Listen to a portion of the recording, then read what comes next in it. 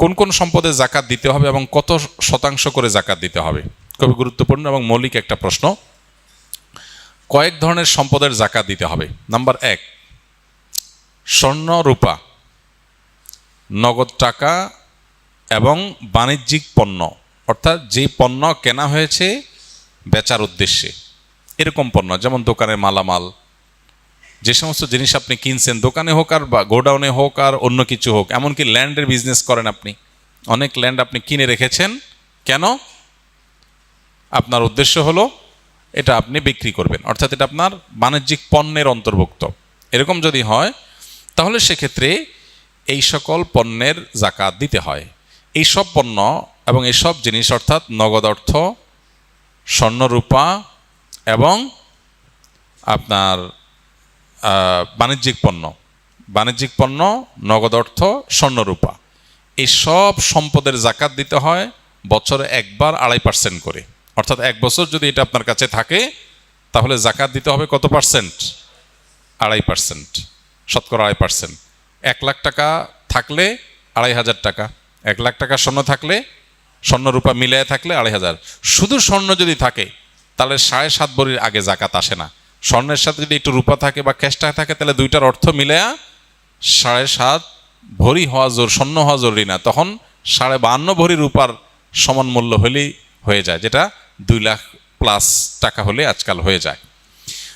তো এই যে স্বর্ণ এবং রূপা এবং নগদ অর্থ এবং বাণিজ্যিক পণ্য, এগুলোর জাকাত একভাবে হয়। নাম্বার 2, গবাদি পশুর জাকাত সেটা দেওয়া লাগে যদি গবাদি পশু আপনার চড়ে পুড়ে খায় আপনার এবং একটা নির্দিষ্ট নেশাব পরিমাণে পৌঁছায়। গরু হলে এতগুলো, ছাগল হলো এতগুলো, তারপর আপনার ওঁট হলে এতগুলো, এগুলো হলো জাকাতযোগ্য সম্পদ। মোরগ অথবা হাঁস এগুলো জাকাতযোগ্য পশু না।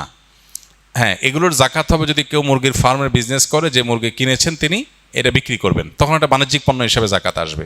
পশু হিসেবে জাকাত আসবে শুধুমাত্র এই যে ছাগল, ভেড়া, দুম্বা, গরু এবং ওঁট, মহিষ, এগুলোর জাকাত আসবে। এগুলো নির্দিষ্ট নেশাব হলে, কোনোটা 40টা, কোনোটা 5টা, হ্যাঁ, আকার অনুযায়ী আপনার জাকাত আসবে। এগুলোরও বছরে একবার জাকাত আসে। তৃতীয় জাকাতের আরেকটা পণ্য হলো কৃষিজাত পণ্য, যে সমস্ত ফসল আমরা করি এই ফসলগুলোর জাকাত দিতে হয়। ফসলের জাকাতের নেশাব হলো 17 মন, 5 ওয়াসক, মূলত 5 ওয়াসক হিসাব করলে 17 মন হয়। এই হিসাবে কিছুটা ভিন্নতর মত আছে, বাকি এটা প্রসিদ্ধ এবং মোটামুটি গ্রহণযোগ্য যে 17 মন যদি হয়ে যায় তাহলে সেখানে আপনার যদি আকাশের বৃষ্টির পানি থেকে হয়ে যায়, প্রাকৃতিক পানি থেকে হয়ে যায়, আলাদা পানি সিঞ্চন করা না লাগে, তাহলে সেক্ষেত্রে 100 ভাগের 10%। আর যদি এটা পানি সিঞ্চন করে চাষাবাদ করতে হয় তাহলে সেক্ষেত্রে 100 ভাগের 5 ভাগ। অর্থাৎ আমাদের দেশে যে ফসল হয় এগুলো প্রায় সবগুলোই নিজস্ব সেচ সিস্টেমের মাধ্যমে করতে হয়, অটোমেটিক হয়ে যায় এরকম জিনিস নাই, খুব কম। তো নিজস্ব পানি সিঞ্চন বা সেচ সিস্টেমের মাধ্যমে যেগুলো করা লাগে এগুলো সবগুলো প্রতি 100 কেজিতে 5 কেজি খাদ্যশস্য গরিব দুঃখীদেরকে দান করে দিতে হবে। এটার সাথে বছরের সম্পর্ক নাই, এটা হলো যতবার ফসল উঠবে ততবার জাকাত আসবে। এ হলো মোটামুটি জাকাতের ব্যাপার, যে সমস্ত সম্পদের জাকাত হয় এবং যত পার্সেন্ট করে জাকাত হয়।